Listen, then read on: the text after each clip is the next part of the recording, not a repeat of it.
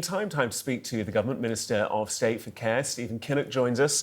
Good to have you with us. Morning. You slightly got the short straw this morning, haven't you? You've got to sell us another government U-turn.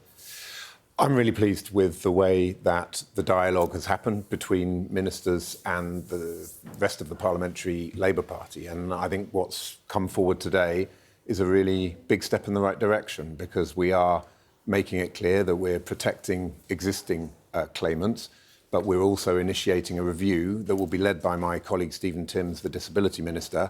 Disabled people will be at the heart of that review, so it's going to be co-produced with disabled people about what we do for new claimants coming onto the system after November 2026.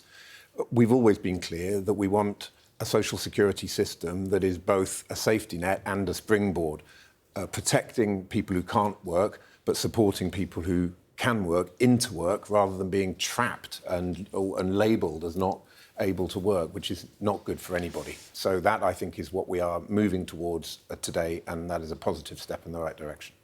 Why did it get this far? 126, 127 of your own MPs prepared to rebel against your proposed legislation. Why did you not act sooner, have these conversations sooner? People were talking to you about this weeks and weeks ago.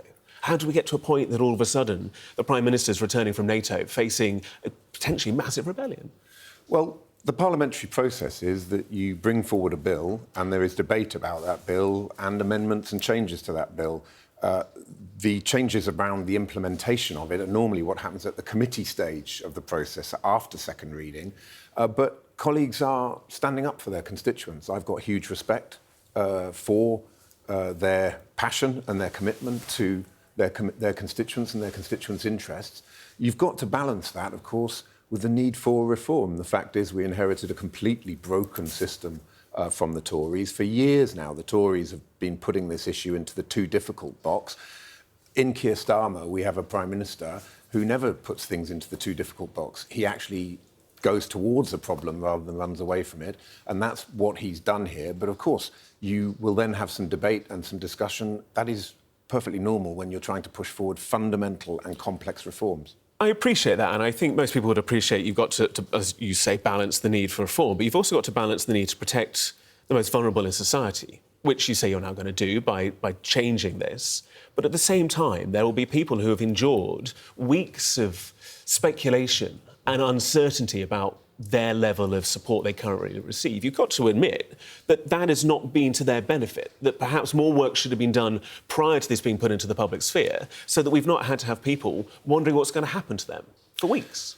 I do think there's been some misinformation in all of this. I think we've always been clear that we will protect the most vulnerable in society. But I think it is also basically not possible to push through reforms of a fundamentally broken system, but one that is complex, without there being a whole range of opinions and views that emerge from that. And I think if you ask the public, most people, I think, recognise that it's good when politicians listen, engage, look at in the round what they're seeking to change, and get that balance right between the fundamental principle that change is needed. And let's not forget, we were elected on a manifesto which had change on its front cover. We have a mandate for reform. We've got to deliver on that mandate. But of course, we've got to do so in a way that gets the balance right and reassures people who are understandably concerned, and members of Parliament who are understandably concerned. I think that's what this announcement today will do. The Chancellor was looking to save £5 billion. It's being reported this will roughly cost these changes £1.5 billion. Where's that money now going to come from? And what's going to be cut, or what taxes are going to be raised to cover this new shortfall? Well, the full details of what we're doing will be set out in Parliament next week, and then the financial side of it, the fiscal side of it, will be set out by the Chancellor in the budget in the autumn. So forgive me, I'm sure you'd like me to name specific numbers and set out the budget right now, but I'm not in a position to do that. That's very much the Chancellor's job, and she will do that in the autumn.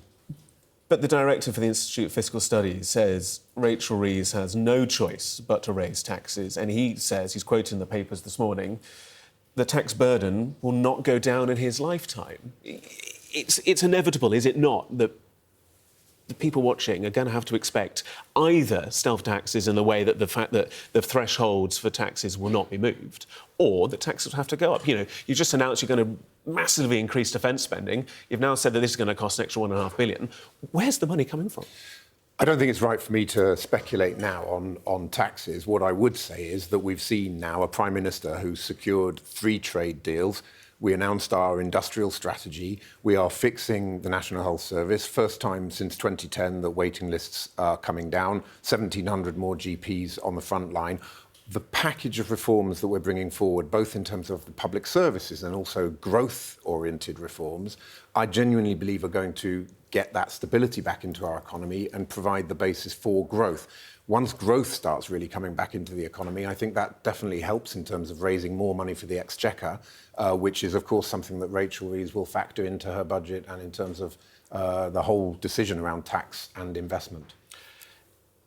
We'll speak to the Conservative Party later on, the next hour, and they will say, well, look, this is, you know, the government struggling again to commit to policy. It happened with the winter fuel payments, it's now happening with this. Do you not concede slightly that these U-turns, these changes, do feed quite nicely into the hands of the Conservatives and Reform? And they will now be asking, well, what's next? What's going to be the next thing? You know, will it be, you know, inheritance tax for farmers? Will that be the next thing that you'll change your mind on? Well, I'm certainly not going to take any lectures from the Conservative Party on U-turns, the party that had a carousel of chaos in terms of prime ministers and new cabinets for years. And, of course, Reform, it's all about fantasy economics with billions of pounds of unfunded tax cuts and all sorts of fantasies about reopening the coal mines in Wales from Nigel Farage. So it's laughable, frankly.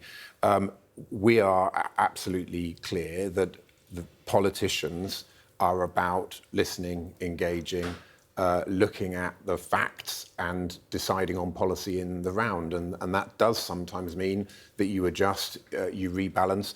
I think when you talk to the public out there, outside Westminster, they welcome that.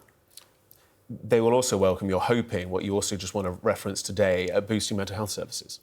Absolutely. So really pleased. In the manifesto, we pledged 8,500 more mental health workers. Today, I can say that we're up to 6,700, so we're almost there. £120 million in the spending review for 85 new emergency mental health departments adjacent to, co-located with accident and emergency. And also we're changing the NHS app so that people can self-refer for talking therapies rather than constantly having to go through a GP. GPs play a vital role, but there's no point in them just being a gatekeeper for the sake of being a gatekeeper. So some big reforms, which is very much about that shift in our 10-year plan from sickness to prevention and from analogue to digital. It's about getting people the right support at the right time, in the right place, that early intervention and support that people need for their mental health, which is such a vital part of getting our society back into a position where people can get back into the workforce, which is often also a vitally important part of improving their mental health. Stephen Kinnock, good to have you with us. Thanks.